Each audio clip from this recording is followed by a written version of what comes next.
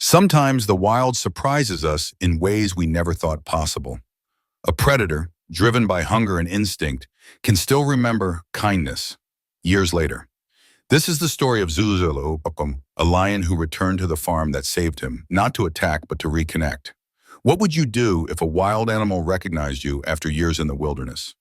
If you believe in the extraordinary bonds between humans and nature, hit follow and like, and share your thoughts in the comments. Let's explore how wild animals remind us that trust and patience can cross even the greatest divides.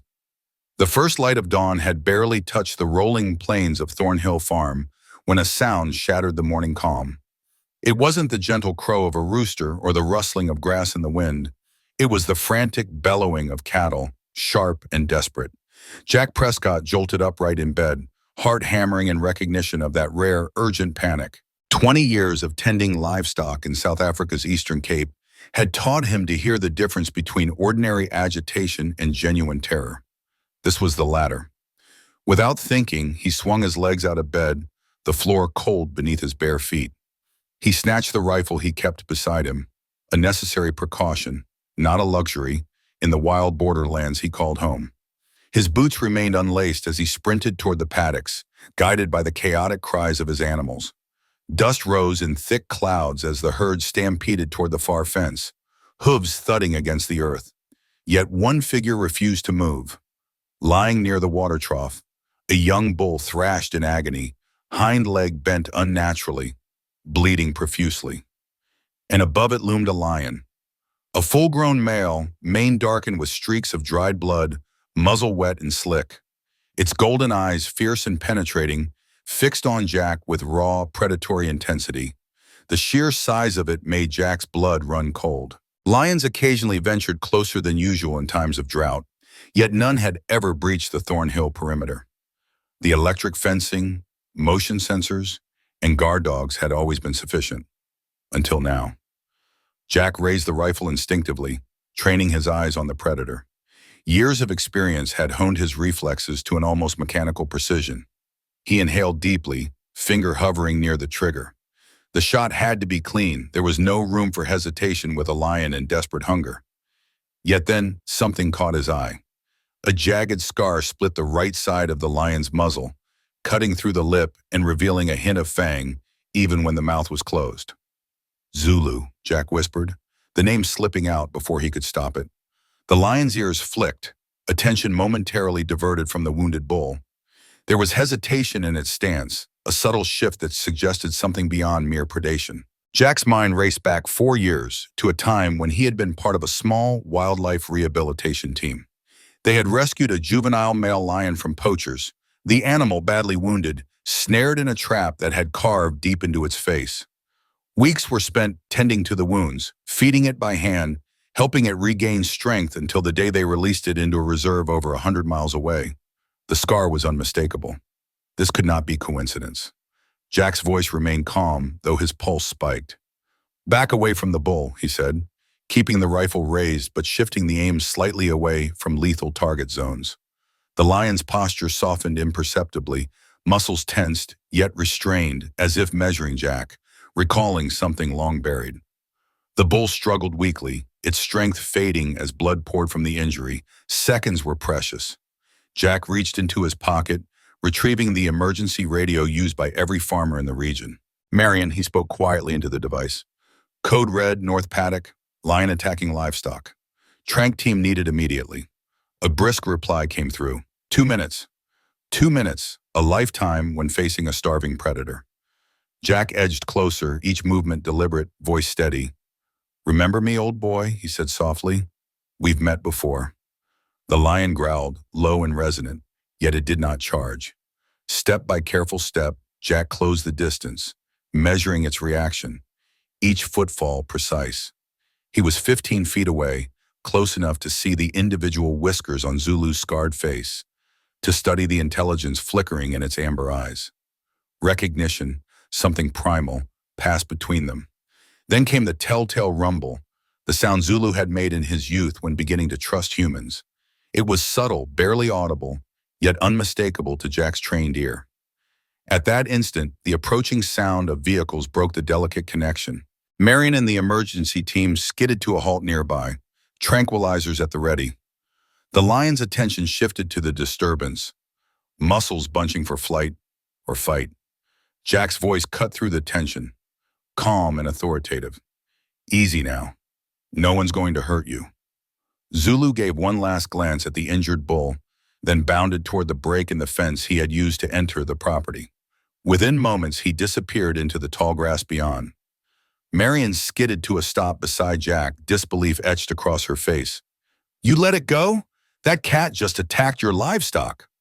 Jack's gaze followed the lion's vanished form, eyes hard, voice quiet. It's not just any lion, it's Zulu, the one we rehabilitated 4 years ago. Impossible, Marion muttered, scanning the empty paddock. He was released over 100 miles north. I know, Jack replied, but look at the scar. Look at the markings. He recognized me, and the emergency team rushed to the bull's aid, bandaging the leg, loading it into a trailer for transport to the veterinary facility. Jack stood apart, heart pounding, mind replaying the encounter. The intelligence in those eyes, the hesitation, the subtle recognition, these were not instincts alone. Something had bridged the chasm between human and predator, defying everything Jack knew about lion behavior. He turned to Marion, voice resolute. Camera traps along the north perimeter. Every inch. And contact Dr. Wells at the wildlife truck. She needs to see this herself. As the team moved to follow orders, Jack's eyes scanned the horizon. Somewhere in that golden grass, a predator had chosen restraint over instinct.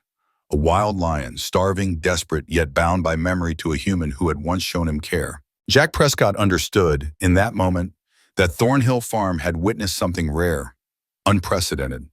A reminder that nature, no matter how fierce, sometimes remembers kindness. The morning sun rose higher, brushing the plains with light, but Jack hardly noticed. His thoughts were elsewhere, tethered to a lion he once saved, now roaming free, yet strangely loyal, a living testament to the fragile, remarkable connection that could exist between man and wild animal.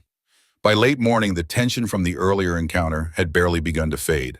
The injured bull had been stabilized at Thornhill's veterinary facility, its leg carefully bandaged and treated. Yet the memory of Zulu's golden eyes, glinting with recognition and restraint, refused to leave Jack Prescott's mind. Every step across the farm reminded him of the dangerous proximity from which he had averted disaster. A proximity measured not in distance, but in trust, memory, and instinct. The low rumble of an approaching vehicle signaled the arrival of Dr. Elena Wells, the foremost wildlife veterinarian and head of the Eastern Cape Conservation Trust.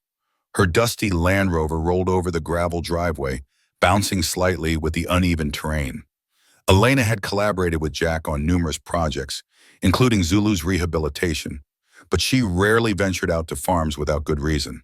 She stepped down, her expression a mixture of concern, curiosity, and professional skepticism.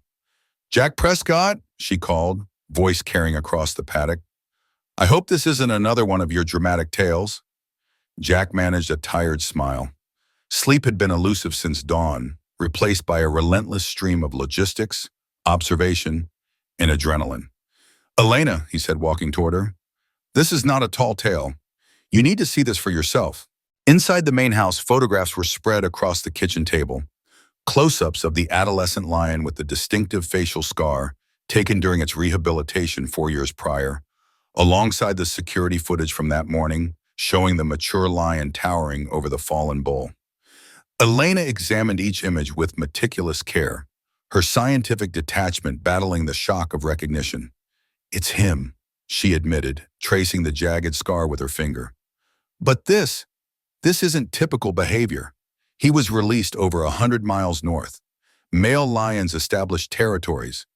They don't simply wander south like this without reason. Jack nodded, eyes fixed on the table. Something drove him here, something beyond instinct. Elena hesitated, then considered the possibilities. Drought, displacement, scarcity of prey, competition with other males.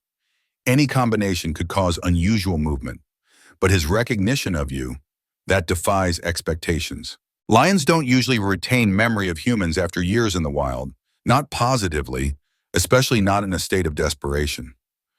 Jack's mind replayed every subtle shift in Zulu's behavior that morning. The growl that was more hesitation than aggression, the chuffing sound of recognition he had once heard in the lion's youth, the measured step away from the wounded bull. All of it suggested something profoundly unusual. Before Elena could respond, Marion burst in, urgency written across her face. "He's back! North Perimeter again! Camera 3 just picked him up." The three rushed to the security monitors, live feed showing a lean, malnourished lion pacing along the repaired fence line. Each step was careful, calculated, betraying the hunger but not the reckless aggression one might expect from a predator desperate for food. "He's starving," Elena observed, voice grim. The muscles beneath Zulu's mane were clearly defined, but his ribs protruded sharply, the evidence of prolonged deprivation. "This isn't normal hunting behavior. He's in survival mode." Jack shook his head slowly, and yet he restrained himself this morning. "Something stopped him from attacking me when he had every reason to. Something we can't explain scientifically." A silent consensus passed between them. If Zulu had traveled this far, drawn by hunger and instinct, yet paused in recognition, there had to be more at work than environmental necessity. Elena took charge. "We need to tranquilize him safely, assess his condition, treat his injuries, and relocate him. If he keeps coming back, we'll need a controlled reserve." Jack's brow furrowed. "I should approach him first. He recognized me already. Maybe it'll keep him calm enough for a clean shot." Elena wanted to argue, knowing the risk, but the logic was undeniable. A predator, familiar with him, could make the operation safer for everyone involved. "Fine," she conceded, "but at the first sign of aggression, step back. The team will take the shot." Minutes later, they assembled the capture team. Jack, Elena, Marion, and two conservation officers armed with tranquilizer rifles and transport equipment. They tracked Zulu through the camera network, locating him in a shallow ravine half a mile from the farm's perimeter. The tall grass partially concealed him, but Jack could see the rise and fall of his rib cage, the subtle twitch of muscles alert for danger. Jack advanced slowly, voice calm, using the same tone that had helped nurture trust years ago. "Easy now, Zulu. Just like old times." The lion's head lifted, ears swiveling to pinpoint his voice. For a tense heartbeat, predator and man regarded each other across 30 yards of open ground. Then Zulu walked deliberately toward Jack, measured, cautious, without a hint of predatory acceleration. The capture team raised their rifles instinctively, but Jack's hands signaled them to hold. Zulu stopped 15 yards away, head high, eyes locked with Jack's. The dried blood from the morning hunt streaked his mane. His posture was tense but not hostile, aware yet restrained. Jack spoke softly. "Remember me, don't you? We've been here before." The lion responded with a gentle chuffing, a sound made only when trusting humans in captivity. A sound Jack had heard during rehabilitation. Elena whispered in astonishment, "He actually remembers." For several minutes, Zulu closed the distance, stopping only when 10 feet separated them. Then, in a gesture defying natural instincts, he lay down, head resting on his massive paws, eyes fixed on Jack, calm and non-threatening. The team stood in stunned silence. "Take the shot," Jack instructed finally, voice steady. Elena raised the tranquilizer rifle carefully. The dart struck Zulu's shoulder, causing a slight flinch but no aggression. The sedative took hold quickly, and within minutes Zulu was unconscious, breathing deep and slow. Only then did Jack approach reverently to confirm the lion's condition. The examination revealed malnutrition, dehydration, and a festering wound on the flank, likely inflicted during a territorial dispute. Without intervention, the lion would have died within days. Jack observed the creature he had once nurtured, now far larger and stronger, yet still tied to him in a bond that science struggled to explain. Marion broke the silence, voice hushed. "What happens now?" Elena responded, professional yet reflective. "We rehabilitate him here, then relocate him to a secure reserve. A tracking collar this time, but if he comes back again?" Jack remained silent, eyes fixed on Zulu's sedated form. For the first time, even the most experienced conservationists acknowledged the anomaly. A wild predator had crossed miles of territory, defied instinct, and displayed recognition and restraint toward a human. Something unprecedented had occurred, and the consequences would ripple far beyond Thornhill Farm. As the team prepared Zulu for transport to the farm's medical facility, Jack couldn't shake the sight of those intelligent eyes, the deliberate movements, the recognition of a bond formed years earlier. This was no ordinary lion. This was a creature whose story was far from over, a story that would challenge everything humans thought they knew about the boundary between wild instincts and memory, between predator and protector. The transport crate rattled slightly as the Land Rover trundled over the uneven farm track, carrying Zulu toward the makeshift medical facility at Thornhill. The lion lay quietly inside, sedated, yet every rise and fall of his chest radiated latent strength. Jack Prescott rode alongside, eyes never leaving the massive form. Despite the drugs coursing through his system, Zulu's presence was imposing, a living reminder of the wild power that had chosen restraint over instinct just hours earlier. The medical barn had been converted into a proper treatment center over the years, originally designed for injured livestock, but now equipped with reinforced fencing, veterinary tools, and monitoring systems capable of handling even the most dangerous predators. As the team carefully unloaded the sedated lion, Jack's thoughts raced, not just about the immediate medical needs, but about the unprecedented behavior they had witnessed. Dr. Elena Wells took charge with practiced precision. We'll start with vitals, blood tests, and wound assessment. He's severely dehydrated and malnourished, but not beyond help. The flank wound looks infected, possibly from a territorial dispute with another male. She gestured to her assistants, who began setting up examination tables and monitoring equipment. Jack lingered at a safe distance, watching Zulu's immense muscles ripple beneath his mane, even in sedation. It was a strange paradox. A creature that could kill with a single swipe had voluntarily restrained himself in the presence of a human. The weight of that realization settled heavily on him. Over the next several hours, the team worked methodically. Zulu's flank wound required cleaning and debridement, followed by suturing and antibiotic treatment. Fluids and nutrients were administered intravenously to counteract dehydration and stabilize his condition. Every movement was precise, minimizing stress on the lion while ensuring safety for the humans involved.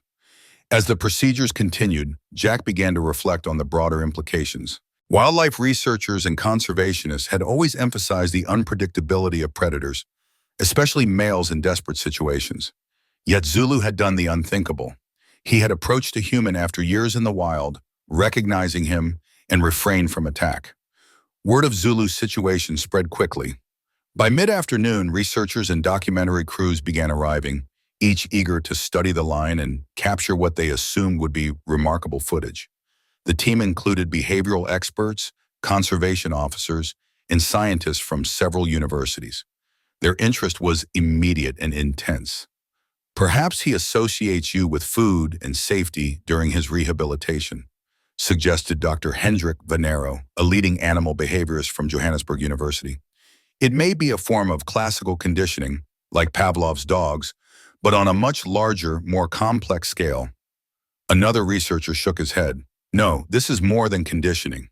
He was free in the wild for years. This behavior isn't just learned from humans. It's a conscious decision." Jack listened politely, nodding occasionally but offering little commentary. Deep inside, he understood the truth wasn't something he could articulate scientifically. There was an intangible quality to the bond between him and Zulu, something beyond observation charts and behavioral tests, a connection formed in trust and reinforced by survival. During the first night in the facility, Zulu rested uneasily, occasionally shifting in the crate. Jack remained vigilant, taking notes on his breathing, minor movements, and responsiveness to human presence. Elena remarked quietly, "I've been in wildlife medicine for over 30 years, and I've never seen anything like this. It shouldn't be possible." And yet, her words trailed off as she observed Zulu's calmness when Jack entered the room. By the fifth day, Zulu's condition showed marked improvement. Antibiotics had reduced inflammation in the wound, and nutrient-rich fluids had begun replenishing his depleted reserves. The lean frame beneath his mane started to fill slightly, muscles regaining some of their former bulk. Jack spent long hours observing, noticing subtle behaviors that hinted at the lion's intelligence and memory, how he responded to familiar sounds, the way his ears pivoted at the slightest familiar scent, and the recognition in his eyes when Jack entered. Elena joined him one morning, spreading a series of tracking maps across the table. "I've been analyzing historical movement data from the Conservation Authority," she said. "Look here. This line represents the approximate territory of the pride Zulu was released into 4 years ago. Their territory has shifted nearly 80 miles south over the past 3 years, following drought patterns and prey movement. And here," she added, overlaying water sources and human settlements, "is a deliberate path toward Thornhill. Statistically, it's highly unlikely this is random." Jack leaned back, absorbing the implications. "Are you saying he's been trying to find his way back here?" Elena's response was cautious but clear. "We can't prove intent, but the pattern is compelling. Combined with his behavior this morning, we have to consider that he's actively choosing to return, or at least drawn by some connection that overrides instinctual caution." The discussion sparked a series of debates among the team. Conservation authorities argued for relocation to a northern reserve, far from human contact. Others proposed a controlled sanctuary for long-term observation. Jack remained thoughtful, weighing the potential for research against Zulu's natural instincts and well-being. Eventually, Jack voiced the idea that had been forming quietly in his mind. "I believe he should stay here, at least for the immediate future. We have the facilities, the experience, and now the evidence of a connection that's worth studying. He's shown restraint and trust, which suggests this is not a one-off behavior. This is unique, and it deserves careful observation." Elena regarded him, her expression a mix of skepticism and wonder. "It's unconventional," she said, "but given the circumstances, it might be the only way to understand what's happening. If nothing else, it's an extraordinary opportunity for scientific study." Over the next 2 weeks, Zulu remained under close observation. The lion's recovery accelerated with proper nutrition, veterinary care, and a safe, controlled environment. The wound healed, dehydration subsided, and his energy levels increased steadily. His behavior remained extraordinary.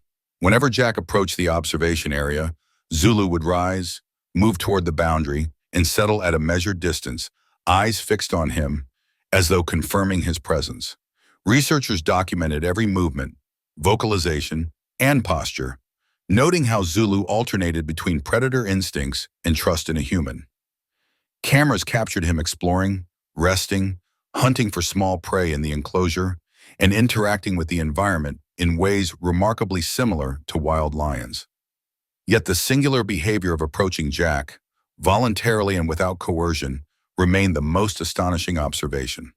The growing body of evidence suggested that Zulu's actions were not merely conditioned responses, they were indicative of memory, recognition, and perhaps a form of choice. The implications challenged conventional understanding of lion behavior, predator-human interaction, and the boundaries between instinct and learned experience. Jack, observing quietly, felt a mix of awe and humility. Here was a creature of immense power, raw instinct, and lethal capability. Yet it had chosen to acknowledge him, to trust him, and to maintain that trust despite the harshness of the wild. Every day spent in Zulu's presence reaffirmed a truth Jack had long suspected but never witnessed so vividly. The wild was capable of forming connections that transcended instinct, that defied the rules of survival, and that blurred the line between fear and respect, predator and protector. The morning of Zulu's release arrived with a crisp, clear sky over Thornhill Farm. The golden light of early spring spilled across the savanna, brushing the tall grasses and distant hills with warmth. Jack Prescott stood beside the reinforced crate, the massive animal within barely visible through ventilation slats. After weeks of careful recovery, veterinary treatment, and observation, Zulu was finally ready to step back into a semi-wild environment, an eastern enclosure carefully designed to mimic natural habitat while providing safe observation opportunities. Jack's pulse quickened, not from fear, but anticipation. He knew the importance of the moment. This was the culmination of careful planning, medical recovery, and a bond that had defied conventional understanding of wild predators. Behind him, Dr. Elena Wells and the research team positioned cameras, noting angles to capture every movement, every subtle interaction. The aim was documentation, but also a record of trust and recognition that had never been observed in a predator so far removed from human care. Jack approached the crate slowly, every step deliberate. "New home, old friend," he murmured softly, voice calm but filled with meaning. The lion's ears twitched at the sound, a faint acknowledgement of familiarity. Jack opened the crate door, allowing the faint scent of fresh grass and soil to drift inside, a signal that the environment beyond was safe, natural, and navigable. For a tense moment, nothing happened. Zulu paused, amber eyes blinking, muscles coiled yet relaxed, sensing both freedom and the presence of the humans observing him. Then deliberately he stepped forward, testing the threshold of his new territory. The ground beneath his paws was unfamiliar, but not threatening. The air carried scents both alien and comforting. Jack remained perfectly still, understanding that any sudden movement or sound could trigger instinctual fear or aggression. Slowly, the lion emerged fully into the enclosure. Each step was careful, measured, his massive body radiating both power and cautious awareness. Cameras captured the sway of his mane, the subtle rippling of muscles beneath his coat, the raised whiskers testing the wind. For a moment, it seemed Zulu was merely surveying the land, confirming that his recovery was complete and that the territory was safe. Then, as if prompted by some invisible memory, Zulu turned toward Jack. The golden eyes locked onto him with the same intensity that had marked their previous encounters. The research team collectively held their breath. Jack knelt slightly, lowering himself closer to the ground, maintaining eye contact and a calm demeanor. "Welcome home," he whispered, his voice soft, carrying the weight of familiarity and trust. To the astonishment of everyone present, Zulu closed the distance, moving with deliberate precision until barely 10 feet separated him from Jack. Then, in a gesture that defied conventional understanding of wild predator behavior, he pressed his massive head gently against Jack's shoulder. The lion's immense weight bore down, not with force but with acknowledgement, a clear demonstration of recognition, even affection. Jack slowly lifted his hand, brushing it over Zulu's mane, feeling the muscles beneath, the heartbeat steady and strong. It was a moment suspended in time, a bridge between worlds, man and predator, human and wild animal, connected through a shared history and mutual trust. Cameras clicked relentlessly, capturing the scene for both scientific study and public awe. Yet the significance of the moment transcended documentation. It was a living testament to the power of patience, empathy, and connection. For several long minutes, they remained in this silent communion. Zulu's eyes never left Jack's, and Jack's gaze mirrored understanding and care. Around them, the enclosure stretched wide, providing ample space for exploration, hunting simulations, and natural behavior. Beyond the fence, the savanna extended endlessly, yet the lion's attention stayed fixed, a clear indicator of the bond forged over years of careful interaction. After a measured pause, Zulu finally lifted his head, sniffing the air, then trotted away to explore the boundaries of the enclosure. Every movement was controlled, purposeful, yet he occasionally paused to glance back at Jack, ensuring that the presence of the human he trusted remained within his awareness. The research team observed, noting the unusual pattern. The lion had freedom, yet he chose to maintain proximity to a specific individual, defying standard models of territorial behavior and predator instincts. Jack followed slowly, never attempting to impose, but maintaining a presence that Zulu had come to recognize as safe. Over the next several hours, Zulu explored thoroughly, investigating small streams, testing scent markers, and interacting with the natural obstacles. He demonstrated hunting instincts on simulated prey, crouching, stalking, and pouncing, yet always remaining aware of Jack's position. The lion's behavior balanced between wild autonomy and trust, a delicate equilibrium rarely documented in the animal kingdom. Elena and the research team conducted systematic observations, documenting vocalizations, posture, and proximity responses. "He's demonstrating selective recognition," Elena noted, voice a mixture of scientific awe and disbelief. Even after all this time, despite being fully reintroduced into a naturalistic environment, he distinguishes Jack from all other humans. As the sun began its descent, Casting long shadows across the enclosure, Zulu returned to Jack's side. This time, instead of pressing his head against the shoulder, he lay down nearby, eyes still fixed on him, posture relaxed but attentive. It was as if he were acknowledging both the safety Jack provided and the continued presence of an ally in a world that had otherwise been harsh and unforgiving. Over the following days, this pattern persisted. Trail cameras captured moments of Zulu resting, drinking from streams, or observing the horizon, but he consistently returned to the area nearest Jack whenever the human approached. Researchers were fascinated.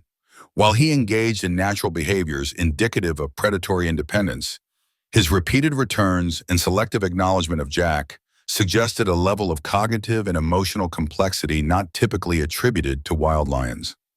Jack documented everything carefully, noting not just physical indicators, but subtle emotional cues. The tension in Zulu's shoulders when strangers approached, the calming effect of familiar sounds, the deliberate steps toward him upon entry. Each observation deepened the understanding that the bond formed during rehabilitation had endured, strengthened by trust and recognition, and could not be reduced to simple conditioning or instinct. By the end of the first week, Zulu's behavior had settled into a rhythm that balanced freedom and selective interaction. He explored the eastern enclosure with confidence, hunted simulated prey, and rested in natural habitats, yet he consistently maintained a channel of communication with Jack, unspoken yet profound. For Jack, this was validation. The months of careful observation, risk assessment, and patience had created a unique opportunity to witness a phenomenon bridging human understanding and wild behavior. It was more than observation. It was a revelation. A predator capable of killing at will had voluntarily chosen restraint, recognition, and interaction. The lessons were clear. Trust, patience, and respect could create bonds between humans and wild predators that transcended conventional scientific understanding. And as Zulu paused one final time that day, looking back at Jack, with amber eyes shimmering in the late afternoon light, it became unmistakably clear. This was not simply a lion in recovery. It was a living testament to the extraordinary possibilities that arise when care, empathy, and understanding meet the untamed wild. Months passed since Zulu's release into the eastern enclosure, and Thornhill Farm had quietly transformed into a hub of scientific observation and conservation study. The lion, once malnourished, wounded, and wandering in desperation, now moved with the assured grace of a fully recovered predator. Every sinew of his powerful body reflected health regained, muscles rippling beneath a restored golden coat. Yet it was not just the physical transformation that drew attention. It was the persistent, extraordinary bond he maintained with Jack Prescott, the man who had once saved him. Trail cameras captured the full spectrum of Zulu's behavior. He hunted simulated prey with precision, displaying instincts honed over years in the wild. He rested in the shade, drank from natural streams, and patrolled the boundaries of his territory. Observers noted the careful ways he tested the terrain, how he navigated obstacles, and even how he used scent markers to communicate his presence. In every way, he exhibited patterns typical of a wild male lion, yet every observation was punctuated by a singular anomaly: his selective acknowledgement of Jack. Whenever Jack approached the observation points along the enclosure's edge, Zulu appeared, often within minutes. He would walk deliberately to the boundary, maintaining the same gentle focus, stopping a few feet away, and performing the head press against the reinforced glass fence, a gesture that had become their silent ritual. For hours, he would remain nearby, watching as Jack went about his work, whether on a laptop, taking notes, or simply observing the land. It was not play, not an appeal for food, but an acknowledgement, a quiet communication across species lines that few humans would ever witness. Elena Wells and the research team documented every interaction. Notes were taken on posture, gaze, and vocalizations. Behavioral patterns were logged meticulously, comparing Zulu's responses to those of other lions in captivity and in the wild. Statistical analysis revealed patterns that defied conventional understanding. Zulu's selective recognition was consistent, was reliable, and repeatable. No environmental trigger explained his behavior. It was deliberate, a product of memory, recognition, and perhaps a cognitive choice to maintain a connection forged years ago. Jack watched these observations with a mixture of pride and humility. Despite years of experience with wildlife, nothing had prepared him for the depth of connection he now witnessed. The bond went beyond rehabilitation, beyond instinctual responses. It was a testament to trust, patience, and the profound intelligence that predators could exhibit when given the opportunity to form bonds. The pilot program, originally scheduled for 1 year, drew international attention. Conservationists, animal behaviorists, and media outlets documented the story, captivated by the unprecedented human-lion interaction. The Thornhill Farm project became a case study, not only in rehabilitation, but in the long-term persistence of recognition and trust between species. Jack's approach, emphasizing respect and restraint rather than domination, became a model for understanding predator-human dynamics in controlled environments. Yet the most profound lesson was not scientific, it was emotional. Every encounter with Zulu reinforced the understanding that wild animals, even those shaped by instinct and survival pressures, could form bonds that transcended fear. Jack reflected on this moments of morning recognition, the hesitation before the lion had bounded away from the bull, and the eventual voluntary head press against his shoulder. Each instance was a reminder that empathy and patience could yield results that brute force or fear could never achieve. The lion's autonomy remained intact. Zulu was never forced to interact, never coerced into proximity. The enclosure allowed freedom, space to explore, and the capacity to live according to his instincts. Yet he chose repeatedly to maintain connection, a choice that underscored the extraordinary nature of the relationship. The distinction between freedom and recognition became a core focus for the research team. Zulu had every opportunity to ignore Jack, yet he had not. By the end of the pilot program, tracking collars confirmed what everyone had suspected. Zulu remained within the boundaries of Thornhill's eastern enclosure. The adjacent wildlife reserve was fully accessible, yet he had made a conscious choice. Researchers marveled at the implications. Predators, particularly male lions, are known for roaming vast distances, for asserting dominance and claiming territories with little regard for individual humans encountered along the way. Zulu's behavior contradicted every conventional model, suggesting that memory, recognition, and selective trust could influence movement and territorial choices. Jack, standing along the observation boundary on a warm, late afternoon, watched Zulu move through the grasses. The lion paused, ears flicking toward Jack's location. Then, in a moment captured by every camera, he trotted forward and performed the familiar head press, solidifying their connection once more. Jack ran a hand slowly through his hair, a gentle smile crossing his face. "You chose well," he whispered, knowing that Zulu's choice was autonomous, a decision born of experience, trust, and perhaps affection. Over time, the world outside Thornhill took notice. International conservation journals published the findings, documenting Zulu's unusual behavior and the unprecedented display of interspecies recognition. Documentary crews captured footage for programs exploring human-animal bonds, while behavioral scientists debated and theorized about the cognitive and emotional capacities of apex predators. Despite the attention, Jack maintained perspective. The story was not about fame or recognition. It was about understanding, observation, and respect. Zulu was wild, and every decision regarding his care was guided by safety, autonomy, and the ethical treatment of an intelligent predator. Jack's role was as observer, protector, and consistent presence, never as master or owner. The months that followed solidified the pattern.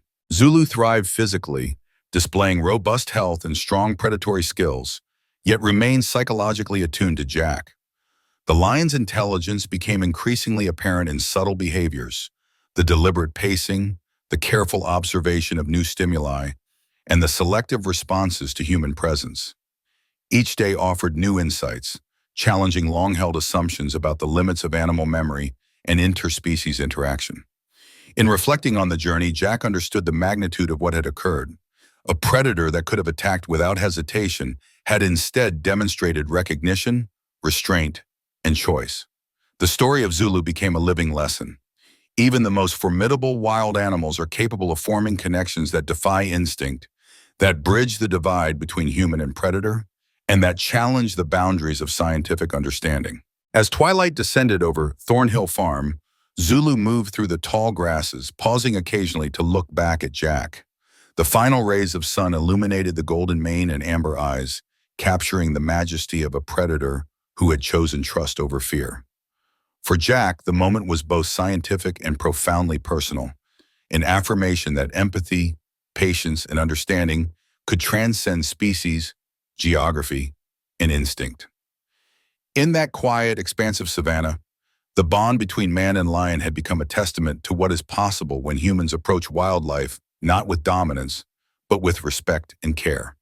Zulu's journey from a desperate, wounded adolescent to a thriving, intelligent adult demonstrated the extraordinary potential of rehabilitation, the depth of animal memory, and the remarkable outcomes of interspecies trust.